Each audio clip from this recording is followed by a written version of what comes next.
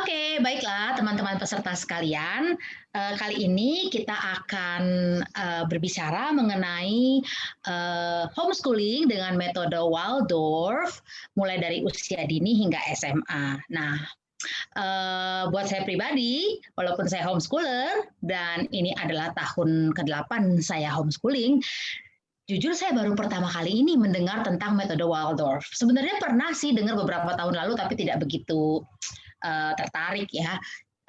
Tapi karena ada sesi sharing HS dan salah satu metode yang dibahas adalah metode Waldorf, mau nggak mau jadinya saya ikutan kulik-kulik nih, jadi ikutan baca dan cari. Ternyata menarik sekali ya untuk mendengar perspektif metode pendidikan Waldorf ini. Oke, kali ini saya bersama dengan dua orang narasumber kita yang super keren ya. Kenapa? Karena metode Waldorf ini sebenarnya belum banyak dipraktikkan di Indonesia, baik dalam hal pendidikan formal, dalam artian sekolah formal, maupun dalam artian homeschooler. Saya yakin pasti praktisi metode Waldorf ini cukup jarang ya dibandingkan dengan metode-metode lain. Tapi mari kita sapa sekarang, ada Mbak Rina Mega dari Solo dan ada Kak Manda Welang di Bandung. Halo Mbak Rina dan Kak Manda.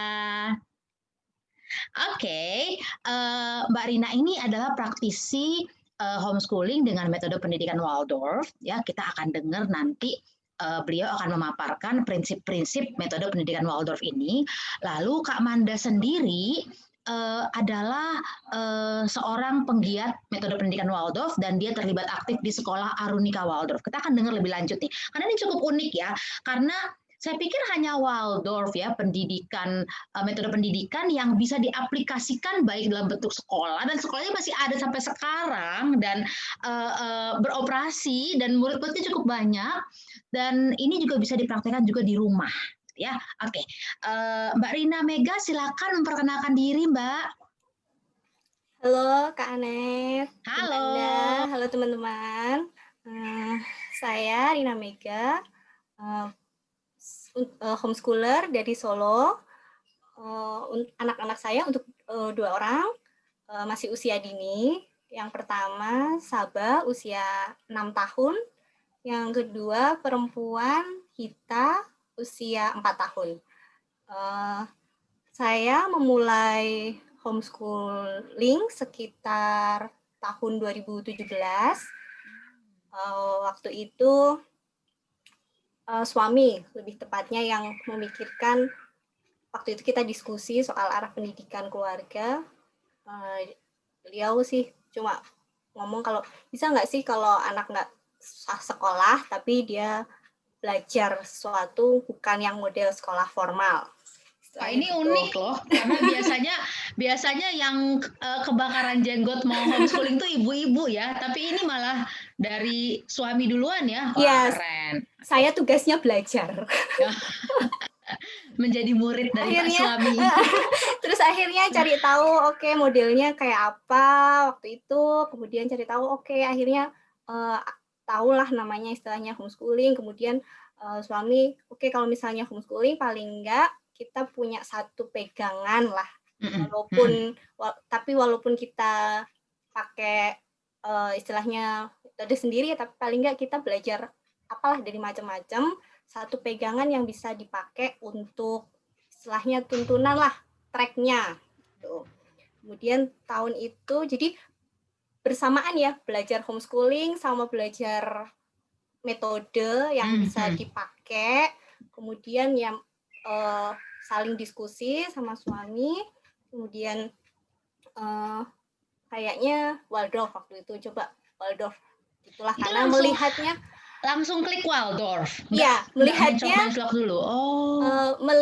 Ya ikutlah seminar macam-macam misalnya gitu. Tapi waktu itu ketika diskusi dengan suami kayaknya belum. Kemudian lihat-lihat coba Waldorf. Nah, yang suami lihat yang background-nya orang seni, dia melihatnya segi artistiknya waktu itu. Yang karena kalau kita searching itu pasti yang keluar itu kegiatan artistik yang sangat menonjol di Waldorf. Terus kalau suami bilang ya karena dia kan background-nya desainer, kemudian dia ya udah coba Waldorf. Pas cari-cari tahu Waldorf, kemudian jalannya ada, istilahnya jodohnya ada. Waktu itu pas ada Bandung, Arunika ngadain grade school teacher training lah istilahnya. Kayak training untuk para guru yang pengen pakai pendekatan Waldorf. Ya, saya hitungannya terlambat sih 1 semester, tapi waktu itu iseng-iseng sebenarnya, iseng coba-coba email. Apakah masih bisa gabung untuk ikut training, karena kan itu ya untuk pelatihannya, untuk training, karena itu kayaknya ada 5 semester gitu loh. Ih, panjang ya. Ya, 5 semester. Kemudian waktu itu sekali Mbak Rina ya. Udah kelewat 1 semester. Waktu itu coba di email lah. Oke, terus email ke Arunika, ternyata waktu itu semester 2 ya Bu Manda, masih membuka untuk peserta baru. Untuk peserta training baru.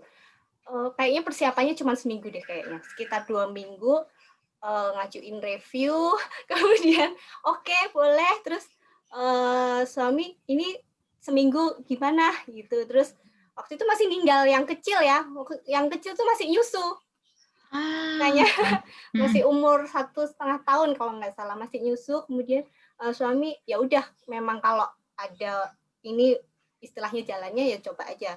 Itu training sekitar 13 hari kalau nggak salah di Bandung. 13 hari masih, jadi saya berangkat sendiri, ya udah dengan waktu seminggu pokoknya udah siapin berangkat.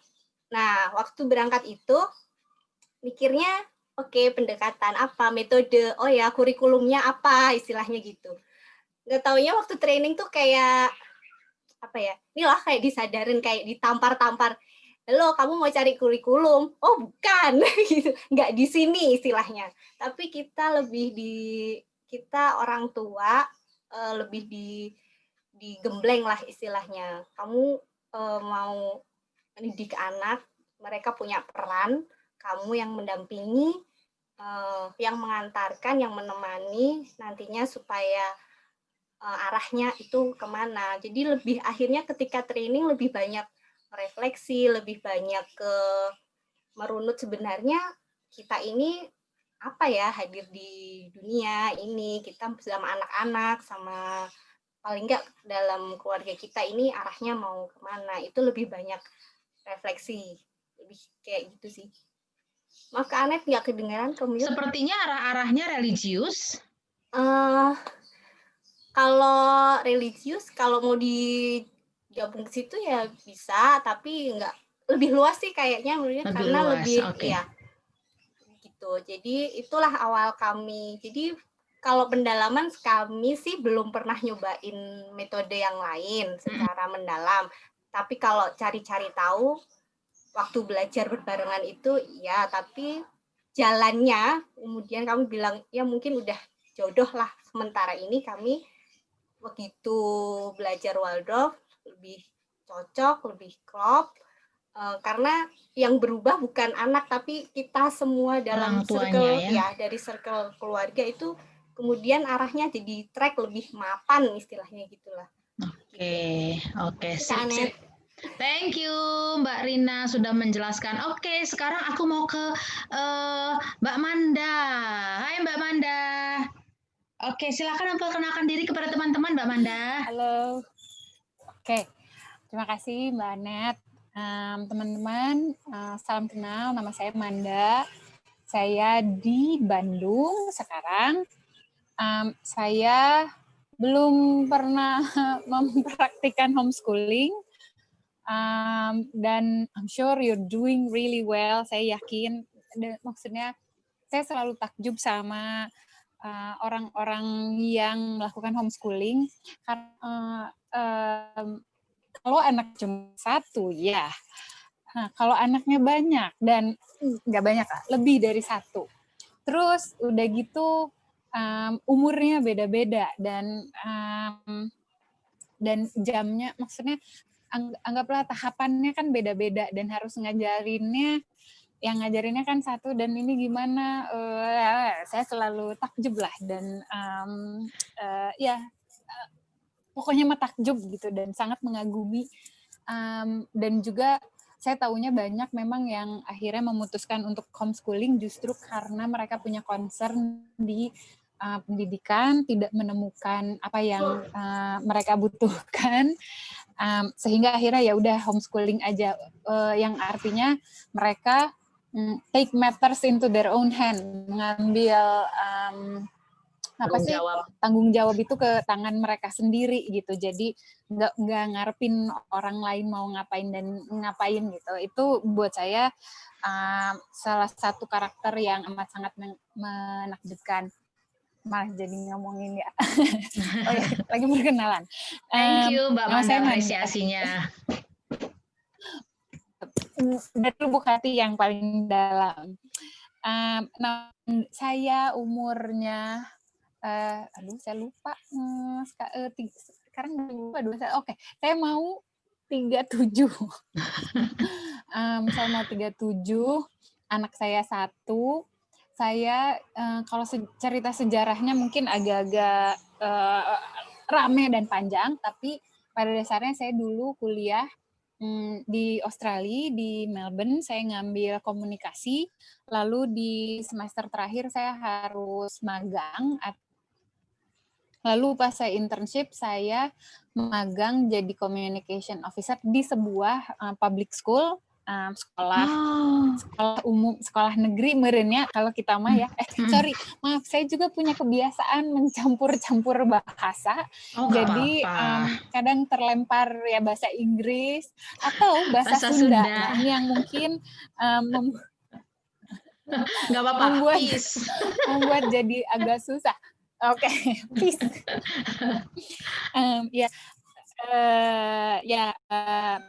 Di sekolah negeri. Jadi, tapi di sekolah itu dia dari TK sampai besar. Di sekolah itu jadi dia ada 2 stream namanya. Jadi kayak ada 2 jalur. Yang satu sekolah namanya Collingwood College, tapi dia mainstream, jadi belajar seperti biasa. Yang satu namanya Steiner Stream. Terus apaan nih? Nah, karena kebetulan akhirnya saya cari tahu, saya belajar tentang, seru juga ya, karena saya kan harus bikin publikasi, karena saya maksudnya communication officer di situ, saya harus bikin publikasi untuk menjelaskan juga ke orang di website sekolahnya, apalah Steiner Stream itu apa, mainstream itu apa, gimana bedanya apa. Waktu itu saya magang di situ hanya sekitar 6 minggu di situ, tapi saya sangat takjub dengan Steiner Stream ini. Lalu saya pulang ke Bandung setelah kuliah saya itu selesai. Saya pulang ke Bandung. Saya sempat magang di sebuah majalah lingkungan. Saya dari dulu interest-nya atau minatnya banyak di nature, di hal-hal yang berbau lingkungan. Ya itulah ya. Yang saya senangi. Lalu ketika saya jadi majalah lingkungan, setelah itu nggak lama saya selesai di majalah itu. Kebetulan di Bandung ada sebuah sekolah holistik yang mereka sangat open minded dan mereka lagi nyari guru. Terus bilang, jadi guru, cobain gitu. Little that I know bahwa itu akan menjadi sebuah turning point dalam hidup saya. Ketika saya jadi guru, memang asik dan seru. Ternyata saya sangat menikmati bekerja dengan anak-anak. Dan saya saya merasa saya lebih, ya tentu saja saya merasa saya lebih banyak belajar daripada anak-anak itu, gitu. Anak-anak yang saya ajar, saya merasa saya butuh belajar setiap saat, dan salah satu caranya mungkin ya dengan jadi guru. Mungkin anak-anak itu cuma belajar huruf A, B, C, belajar baca, belajar ngitung, tapi saya belajar banyak tentang kehidupan dari mereka. Lalu saya pikir, dulu saya dulu ada yang namanya Steiner Stream atau Steiner School. Itu apaan ya? Ada teacher trainingnya nggak ya dulu tahun 2008? Ya, 2008. Nah, terus saya cari-cari, ternyata ada teacher trainingnya. Lalu saya melamar untuk teacher training itu ke beberapa tempat, ada di New Zealand, ada di Inggris, sama satu lagi di Melbourne. yang ngejawab balik lagi ke Melbourne. Akhirnya saya pergi ke Melbourne, saya ikutan teacher trainingnya yang waktu itu course-nya itu 2 tahun full time. 2 tahun full time. Dan istilahnya mah itu levelnya sebenarnya level diploma ya. Jadi saya ngambil S1, bukan, di bawahnya S1 lagi gitu ya, teacher training. Tapi pengalaman saya di situ 2 tahun itu adalah 2 tahun yang paling bergizi buat saya, yang saya ingat. Gizi padat lah gitu ya. Sampai sangat padat dan diberikan dalam waktu yang sangat pendek seperti itu, sampai saya sering olah, maksudnya gitu deh, gumoh kalau bayi mah. Tapi dan yang saya dapati bukan hanya tentang filosofinya, tapi ternyata banyak juga life skill dan keterampilan-keterampilan yang saya dapatkan di sana. Lalu setelah pulang, saya baru sebelum pulang saya baru ngeh ternyata di Indonesia nggak ada sekolah Waldorf. Oh ya, Steiner School itu kalau di Australia atau beberapa negara disebutnya Steiner School.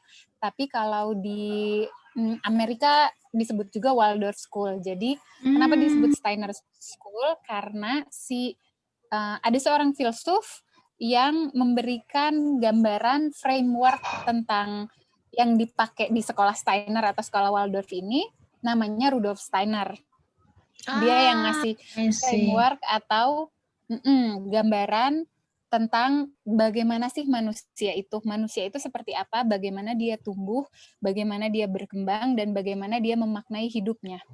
Seperti itulah yang kita diajarin dan dipakai sehingga ketika kita udah belajar framework itu, nanti kemanapun kita bekerja berhadapan dengan anak-anak, framework itu yang kita pakai disesuaikan dengan karakter kita, perjalanan hidup kita, lalu ketika kita bertemu dengan anak-anak, lingkungan, situasi, budaya yang ada di sekitar kita, kita bisa merespon, karena kita udah tahu manusia itu ya pada dasarnya seperti apa sih gitu.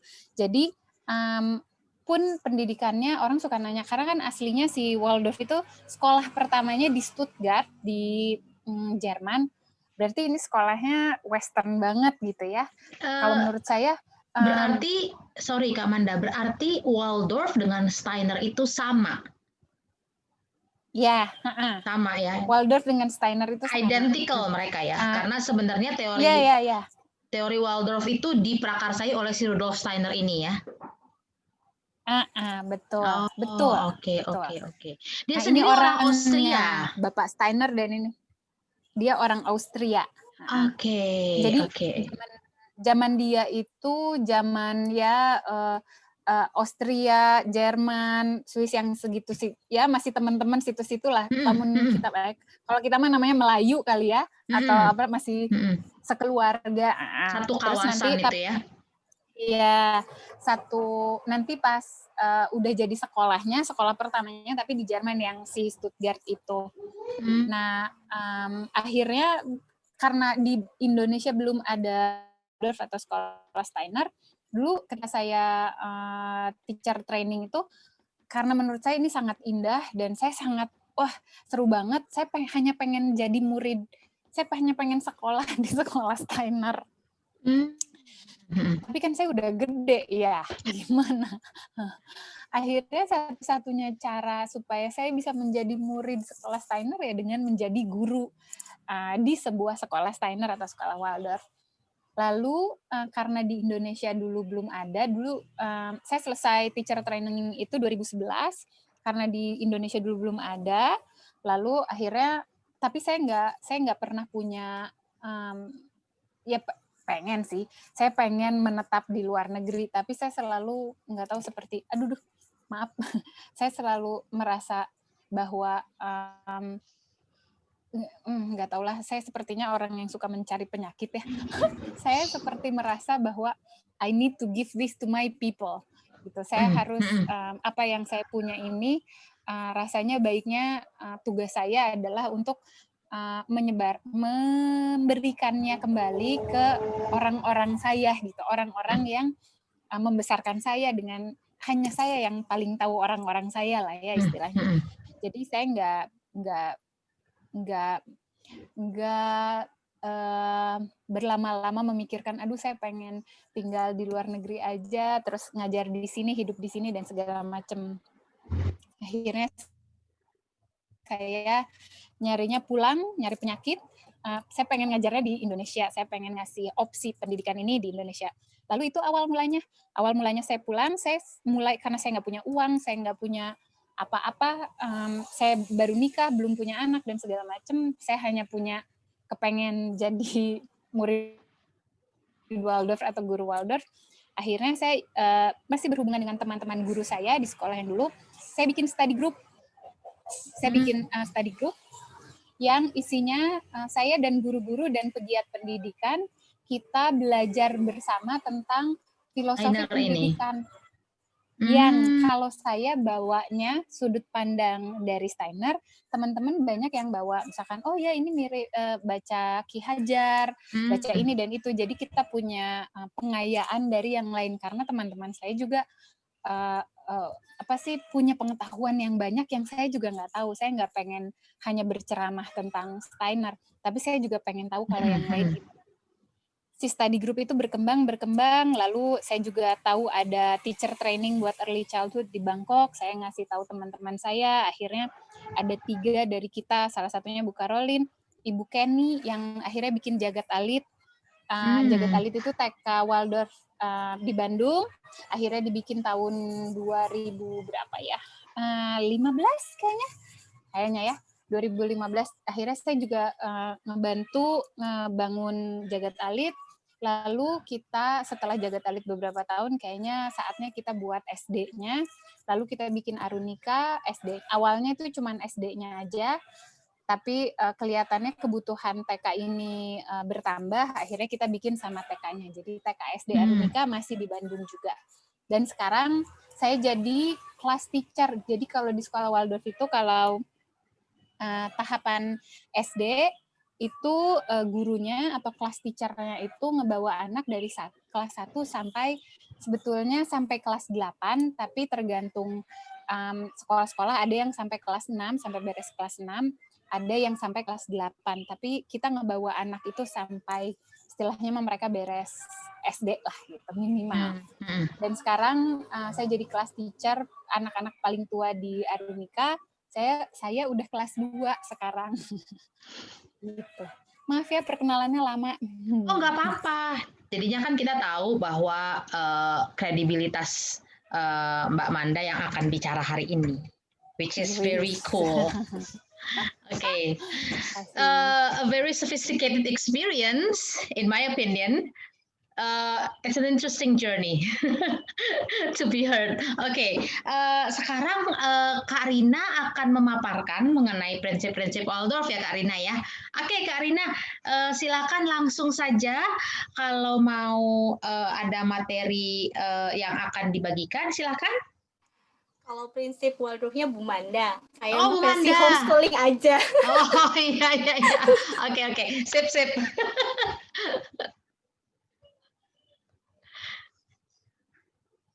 Oke. Saya punya apa ya prinsip dasar. Nah ini saya paling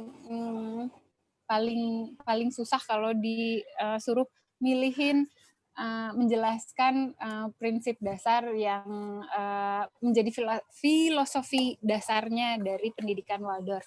Sesungguhnya menurut saya dan ini sering disebut pendidikan Waldorf atau Steiner adalah pendidikan holistik. Karena konsepnya itu betul-betul holistik. Istilahnya mah kalau kita mau menjelaskan gajah atau manusia secara keseluruhan, secara holistik, itu kita mau mulai dari mana? Kalau misalkan saya menjelaskan tangannya aja, kan tetap aja tangan doang teh bukan manusia. Atau kakinya aja, kaki doang bukan manusia. Tapi kepalanya aja bukan manusia, tapi harus keseluruhan. Tapi tetap we need to start from somewhere. Kita harus mulai dari satu hal, dan si konsepnya ini memang agak-agak rumit. Bukan rumit lah, agak-agak ya itulah. Ya itulah, saya susah nyari. Mungkin Bu Rina ada yang bisa di-share, mungkin yang gambar anak yang dari Bu Nanda itu ada enggak? Jadi sebetulnya Steiner yang jadi yang bercerita ini filosofi asalnya dari Steiner, Rudolf Steiner. Dia bercerita bahwa manusia itu apa yang kita percayai, yang kita pelajari menjadi dasar pendidikan Waldorf adalah bagaimana atau apa sih manusia itu. Manusia itu seperti apa. Dan pada intinya kita meyakini dan mempercayai bahwa manusia itu adalah makhluk spiritual. Jadi itu yang sudah paling mendasar. Jadi kita manusia itu bukan hanya jasad, bukan hanya badan aja, tapi pada dasarnya manusia itu datang dari dunia spiritual. Jadi ada roh dan ada jiwa dan segala macam. Kita harus melihat secara keseluruhan. Dan makhluk spiritual ini atau manusia ini datang ke bumi punya tugas di bumi ini. Tugasnya apa? Wallahu a'lam. Tapi setiap individu, setiap makhluk spiritual datang ke bumi itu diciptakan dengan memiliki tugas. Nah, jadi salah satu tugasnya adalah menjalankan tugas itu sebaik-baiknya, mengeluarkan potensi itu sebaik-baiknya. Nah, lalu kita melihat dari gambaran manusia itu sendiri, bahwa manusia ini, oke, ini dia. Ini salah satu gambaran ya, saya agak gedein dikit. Ini manusia ini salah satu konsep threefold atau 3 lapis lah. 3 lapis, 3 lipatan. Threefold of human being. 3 lapis dalam manusia. Sebenarnya konsepnya ada twofold, ada threefold, ada fourfold, dan ada fold-fold lainnya lagi. Tapi kita mulai dari yang twofold. Yang twofold itu bahwa manusia itu ada 2 sisinya atau ada 2 bagiannya. Bahwa Spirit manusia and soul itu punya itu ini yang spirit soul bukan. Oh, bukan. Yang twofold itu adalah manusia itu punya past, punya masa lalu, dan punya future. Oke, itu yang twofold ya, past and future. Itu yang twofold. Kita punya masa lalu dan kita punya masa depan. Kita punya ada proses dying, ada proses becoming, atau ada proses yang dying atau selesai, dan ada proses transformasi becoming, menjadi atau grow. Itu juga si twofoldness dalam manusia. Bahwa dalam setiap yang dying selalu ada yang becoming, dying and becoming. It's two sides of the same coin gitu. Itu twofoldness-nya. Lalu nggak terlalu banyak. Lalu yang threefold ini adalah ada body, ada soul, ada spirit. Kita punya badan, punya soul, jiwa, dan punya spirit. Roh. Yang bahasa Indonesianya, bahasa Indonesianya agak tricky. Karena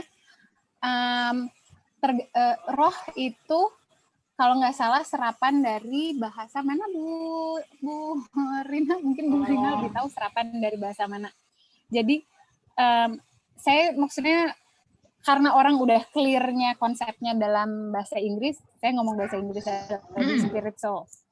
Nah, tapi dalam threefoldness itu juga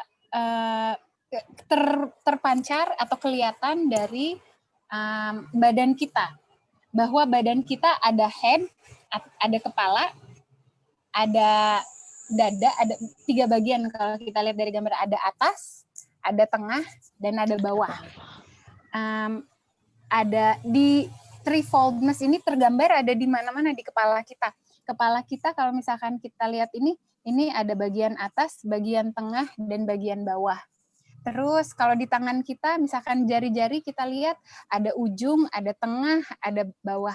Kalau kita lihat telapak tangan ada yang bagian bawah, ada yang bagian ujung jari, dan ada tengahnya.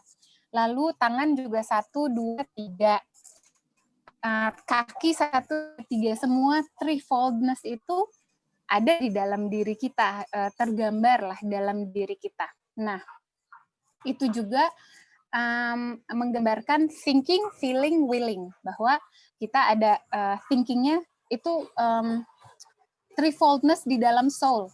Soul itu, soul activities itu ada 3, ada thinking, ada feeling, ada willing. Itu soul activity. Kita bisa berpikir, merasa, dan juga memiliki karsa atau keinginan.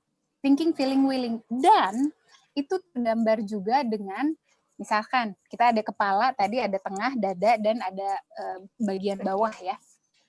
Tergambar dalam sistem yang ada di dalam tubuh kita. Sistem saraf, rumahnya ada di kepala. Lalu tengah tuh ada sistem ritmik sistem dan sistem peredaran darah. Sistem pernafasan dan peredaran darah. Kalau kita lihat memang letaknya jantung dan paru-paru itu ada di tengah. Lalu yang bawah itu sistem reproduksi, skeletal dan limbik berarti metabolik limbik system, skeletal dan reproduksi ada di bagian bawah. Kalau kita lihat memang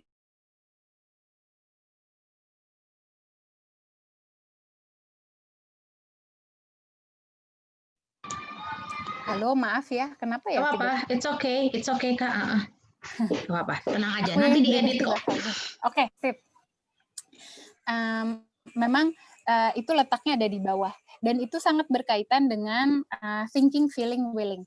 Kalau misalkan kita ngelihat bahwa manusia lahir, ketika lahir, manusia itu tumbuh dari badannya, the body, head, chest, atau heart and hands dan limbs, itu tumbuhnya dari atas ke bawah. Kalau kita lihat bayi yang lahir, kepalanya sepertiga badan. Betul? Kalau misalkan kita lihat komposisinya, bayi lahir kepala depan dan memang yang paling gede kepala. Seiring tumbuhnya, badannya manjangin.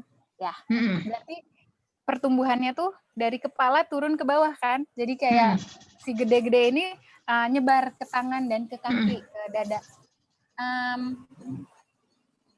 Nah, sementara itu growing forces dari atas ke bawah. Tiba-tiba rame, maaf ya. Gak apa-apa Kak. Banyak orang lewat. Growing forces dari atas ke bawah. Sementara kalau the process of awakening atau awakening-nya, growing atau development-nya itu dari bawah ke atas. Dari bawah ke atas kita lihat 0 sampai 7 anak itu biasanya fase pertumbuhan kita tuh suka dibagi per 7 tahun. 0 sampai 7 anak-anak itu pertama kali awakening-nya, yang pertama kali dia sadari, misalkan kita tahu anak itu umur berapa hari baru bisa melihat, enggak lahir tiba-tiba baru bisa melihat, enggak kan?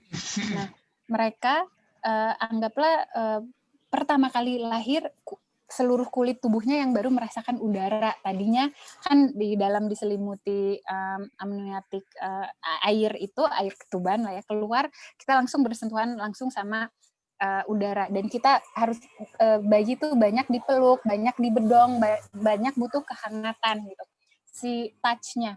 Lalu mereka pertama kali bergerak menggerakkan tangannya, apa tuh yang maju masuk keluar masuk, ada apa tuh, ternyata tangannya sendiri. Nah, pertama kali yang dia sadari awakening adalah tubuhnya sendiri, mulai dari tangan dan kakinya. Dan ketika dia sadar, oh ternyata yang gerak-gerak itu tangan aku. Ternyata ini di dalam kepalanya itu tangan aku. Oh, ternyata aku bisa mengontrolnya. Bisa disuruh ke sini, bisa disuruh ke sana, bisa disuruh ke kanan, ke atas, ke bawah. Oh, aku yang mengontrolnya. Itu first awakening, dan dimulai dari limb system atau tungkai-tungkai kita yang kita sadari, oh seperti ini. Akhirnya perkembangan itu dari hanya tiduran, berguling, merayap, merangkak, sampai bisa berdiri baru bicara dan berpikir dan segala macam. Tapi awal pertama kali anak kecil itu mereka di tahap willing atau karsa, di mana yang sangat sedang emas-emasnya itu willing, atau kalau saya suka pakai bahasa lainnya adalah doing. Mereka belajar lewat doing. They learn through doing. Mereka melakukan. Lari ke sana sini dan ngapain, pokoknya kemauannya sangat besar. Kita masak pengen ikut masak, kita berkebun pengen ikut berkebun, kita ngomong pengen ikut ngomong. Jadi mereka doing dulu, mereka melakukan dan lewat melakukan itu mereka belajar. Jadi tahap 0 sampai 7 they learn through imitation, ngikutin imitasi itu. Lalu itu fase willing, di mana tugas kita di 0 sampai 7 adalah untuk membangun lingkungan dan ritme yang baik sehingga bisa mengalirkan, anak-anak bisa mengalirkan karsanya atau willingnya dan bisa menguasai, mengelola willingnya. Tapi kita tidak mengerdilkan willingnya. Misalnya, makanya di fase ini kalau dari pendidikan Waldorf, intisarinya kali ya, di umur ini semua boleh. Kamu mau ngapain juga semua boleh. Hanya ada tempatnya dan ada waktunya. Tugas kita orang dewasa adalah ngasih tahu dia dan ngasih dia belajar untuk tahu di mana tempatnya dan kapan waktunya. Anak mau lari-lari? Boleh. Kapan? Nanti di luar atau lagi di taman, pas lagi free play. Bukan pas ada tamu. Kita kasih tahu boundaries-nya. Dan kita kasih waktunya dan kesempatannya. Jadi anak teriak-teriak, jerit-jerit, boleh. Kapan? Pas lagi di luar, pas lagi apa? Kita kasih occasion-nya lah, maksudnya outdoor play ya. Atau kadang memang teriak-teriak boleh, misalkan pas lagi ada bahaya. Ada bahaya itu adalah saat yang paling tepat untuk teriak. Tapi sekarang kan nggak ada bahaya. Nah, yang itulah. Jadi pada saat umur willing itu semua boleh. Kita nggak bisa mungkin kita nggak melarang. Kita kasih kesempatan. Kenapa? Karena kalau kita melarang, kita mengerdilkan will-nya. Dan efeknya nanti pas udah gede, nanti ya, kita akan nyampe ke sana. Udah gitu, tahap berikutnya 7 sampai 14, yaitu tahap umur sekolah. Ini adalah masa feeling. Ya, akademis. Dan kalau kita lihat masa feeling, kita sering merasa I feel sad. Kita selalu megang tengah kita. Yang mana tengah itu adalah bagian tadi ya, rhythmic system. Ada breathing, ada jantung, ada peredaran darah bawah, ritmik. Satu hal yang sebagai manusia yang hidup, kita tidak akan pernah capek kalau memang masih hidup. Itu 1, bernafas, 2, jantungnya berdetak gitu. Jangan sampai capek ya, masa jantung, aduh saya capek, dari kecil, dari lahir jantung berdetak terus, istirahat dulu tidak. Atau aduh capek nih dari kecil bernafas terus, udah dulu kayaknya tidak mungkin lah. Nah, itu yang jadi panduan kita bahwa supaya itu berkaitan juga dengan ritme, bahwa belajar itu kalau mau belajar nggak capek, kita masuk lewat feeling. We take care of the feeling. We nourish the feeling realm, area feelingnya. Dimana makanya belajar itu kita full of imagination. Dan kalau di sekolah Waldorf, artistic work itu pembuluh darahnya belajar. Jadi kalau misalkan materi ini tadi pelajaran, Karina bilang ya, banyak paparan seni ya, banyak terekspos kepada art ya. Kalau misalkan materi pelajaran kayak tambah kurang kali bagi atau pelajaran belajar membaca apa segala macam, misalnya itu konten dari pelajaran itu adalah darahnya, tapi tools-nya atau pembuluh darahnya itu adalah artistic work.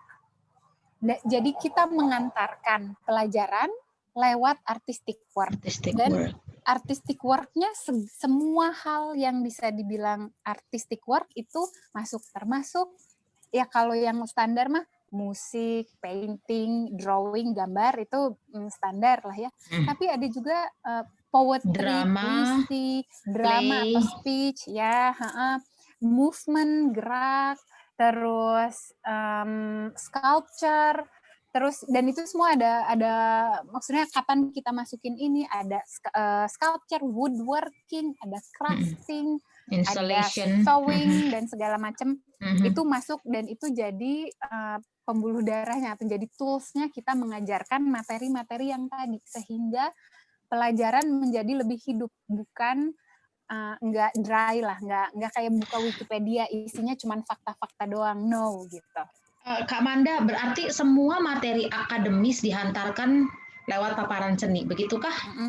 Salah satunya, yang jelas, salah satunya adalah kita lewat dongeng, lewat cerita, storytelling. Dari kelas kecil sampai kelas gede, tiap hari pasti ada storytelling. Dan biasanya berkaitan erat dengan pelajaran yang kita berikan. Itu. Nah, lanjut dulu ya. Satu lagi, thinking itu 1421. 1421 ini, kalau kita lihat umurnya, 1421 sebenarnya, jadi kalau kita bilang 0 sampai 7 itu masa keemasannya willing, karena anak belajar mengontrol atau mengendalikan willingnya dan menguasai willingnya lah ya. Lalu di 714 mereka belajar mengenali, mengelola, dan menguasai feelingnya. Dan yang terakhir itu 1421 itu adalah thinkingnya. Kalau kita lihat memang lahirnya thinking itu di umur-umur puberti lah, sekitar 12-an sih sebetulnya kalau misalkan kita lihat umur puberti, karena kan perempuan biasanya umur segituan ya, kalau laki-laki agak lebih telat, tapi sekitar segituan lah, 12-14 thinkingnya. Dan di SMP kita bisa lihat mulai istilahnya mah kalau lahir itu kan nggak, proses kelahiran juga kan nggak semenit 2 menit ya, ada berapa jam, ada bukaan apa segala macam, dan kita bisa lihat si bukaan itu, si thinkingnya udah mulai muncul tuh dari umur 12 lah istilahnya. Jadi anak-anak umur itu mereka udah mulai critical thinking yang gampang tuh ya, mereka suka mengkritik. Dan mereka sangat suka kalau menemukan kesalahan orang dewasa. Ya, suka protes. Meskipun misalkan orang dewasa salah, lupa tulis koma, iya gitu, bisa 1 hari penuh di apa ya istilahnya orang Jakarta diceng-cengin gitu, hanya karena lupa koma gitu. Tapi mereka itu critical thinking-nya, cause and effect-nya itu udah mulai lahir. Intellectual thinking mereka mulai lahir di situ, sehingga pembelajaran di umur 14-21 kita mulai masukin yang intelektual, pelajaran secara lebih intelektual. Kalau di 714 kita masukin pelajaran lebih imajinatif dan lebih artistik. Jadi lebih artistik dan imajinatif sehingga menyenangkan, bukan intelektual. Kita tidak ngasih pelajaran secara intelektual. Intelektualitas nanti masuknya nanti pas 1421. Karena jangan khawatir, itu pasti datang, anak-anak nggak akan, maksudnya we really trust them, bahwa mereka itu, anak-anak itu punya kelebihan dan hadiahnya, gift-nya sendiri untuk kehidupan. Jadi nggak perlu cepet-cepet diburu-buru, nggak perlu takut terlambat. Kalau saya paling suka, guru saya bilang gini, life will teach them, life will teach you what's right. Jadi kalaupun kita menemukan atau melakukan kesalahan, nanti juga pada saat yang tepatnya kita akan dianterin atau ditunjukkan yang benarnya, sehingga kita menemukan gitu.